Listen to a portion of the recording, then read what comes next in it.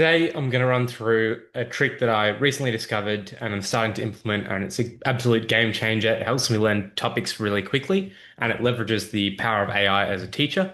So let's get straight into it. The base of this video is going to be about using AI to teach you via the Socratic method. And I could ask the AI what the Socratic method is, but essentially it's just asking you lots of questions upon questions until it and you feel like you've got a good grasp of the topic. So it's sort of like a young child asking, okay, why that? Why that? And it forces you to confront the limits of your knowledge. So here's an example of the prompt that I've been using. So depending on the topic, I'll say, act as a leading economist, chemistry professor, physics teacher. Teach me about any particular topic you like via the Socratic method. Keep asking me questions until you are satisfied with my response. I want to start with the topic, how does an acidic drug act in a basic environment? Sort of tried to keep this close to high school chemistry sort of stuff, but it's also a topic I don't really know very well. And then I'll write what I know. Now, I'm using Claude for this just because apparently it's a bit better for sort of human to human, well, human-like interactions. If I was still like trying to cite something or get a fact from the internet, I would probably use Perplexity. But for the dialogue, more text-based conversations, I'll use Claude. Another option is to make this like dictate, use your voice to write out these stems, because at the minute, like the biggest time sake, which I'll try and edit out in this video, is just typing out the stems. So um, you have to like confront what you don't know here. So there's quite a lot that I don't know, but let's start with the basic principles. So an acidic drug will be, now I don't know if it's ionized or not. I've just forgotten all of this. So let's say it's ionized in the basic environment and is absorbed better into the body because there is a greater concentration ionized drug. All right, so this is what I'll go with.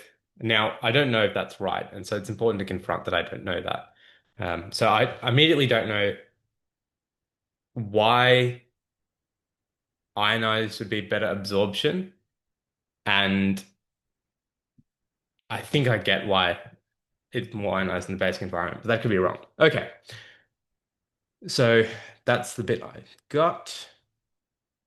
Cool. And they've immediately identified like what I don't know. And now they're asking, okay, when a drug molecule is ionized, how does this ability affect its ability to cross cell membranes? Okay, what form of a drug? Okay, so from this you can get that cell membranes are composed of a lipid bilayer, which better permeated by non-ionized substances as lipids are non-charged. And essentially what this will work out as, it's just a series of me like guessing things, but and then getting feedback. So yes, initially I didn't know whether ionized or ionized cross the cell membrane better. But now that I've been prompted and they've told me that some cell membranes are composed of a lipid bilayer, that gives me the clue because I did know that, but I've forgotten how that integrates in this topic. So to be honest, I'll go for probably like 5 or 10 of these repetitions, but I won't include all of that in the video. The main thing this is helpful with is any new concept you want to learn, I highly encourage you just try this out. Have one conversation. If you like it, it could be a game changer. If you don't, then you don't have to use it again.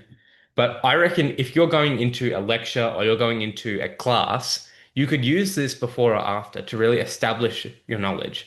Say you're having, a physics class at school and you don't really understand a particular topic, have a conversation for 10 minutes, then go into the class, and it's almost like all your pre-learning can be done. I also use this sometimes in place of a video because this is all active. I'm actually the one doing the thinking, and then the AI is giving me the prompts. Whereas if I just watch a YouTube video, it might make sense in the moment, but a day later, I might not be able to use that same reasoning process. So it's a very important tool, which I hope I've done justice today. If there's any questions, feel free to ask, but I highly recommend try this out at least once and then see how you find it. Thanks very much, guys, for watching.